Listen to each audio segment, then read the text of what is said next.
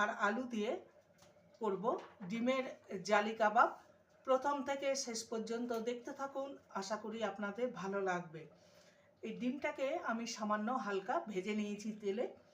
এবার এই দুটো ডিম আর আলুকে একটা গ্রেটারের সাহায্যে গ্রেট করে নেব। এখানে একটা পাত্র নিয়েছি, এবার ডিমটাকে গ্রেট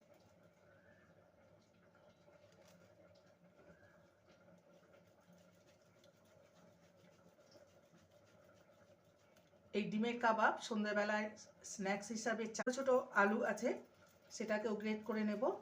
আপনারা আপনাদের প্রয়োজন মতন এখানে ডিমটা বাড়িয়ে নিতে পারেন। আমি দুটো ডিম দিয়ে করছি, আপনারা চাইলে 3-4টে ডিম দিয়েও করে নিতে পারেন। উপকরণ দিয়ে দেবো স্বাদ অনুযায়ী লবণ, দিয়ে দেবো আদা রসুনকে গ্রেট করে নিয়েছি, আদা রসুন গ্রেট করা অথবা পারেন। দুটো কাঁচা লঙ্কাকে কুচি করে নিয়েছি। দিয়ে দেবো সামান্য লঙ্কার গুঁড়ো, ঝালটা আপনারা আপনাদের পছন্দ মতন দেবেন। ধনেপাতা কুচি, আর এখানে বেরেস্তা নিয়েছি, অবশ্যই বেরেস্তা দেবেন, পেঁয়াজ কুচি দেবেন না। বেরেস্তা দিলে এর ফ্লেভারটাও খুব সুন্দর আসবে। এবার দেব রোস্টেড জিরে গুঁড়ো হাফ টিস্পুনের মতন, আর দেব গরম মশলার গুঁড়ো,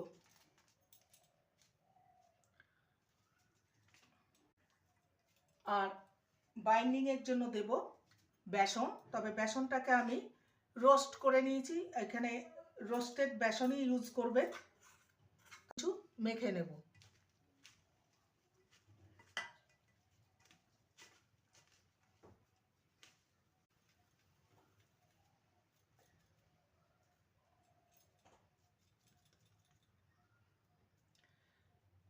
একটা কাবাব রেডি হয়ে গেল। এইভাবে ডিমের মধ্যে দিয়ে এটা রেডি হয়ে গেছে। এবার চলে যাব নেক্সট স্টেপের দিকে। এই ডিমের মিশ্রণে আমি কাবাবগুলো ডুবিয়ে দিয়ে তেলে ছেড়ে দেবো। মিডিয়াম ফ্লেমে এটাকে ভেজে নিতে হবে। এইভাবে ডিমকে ছড়িয়ে দেব, এইভাবে।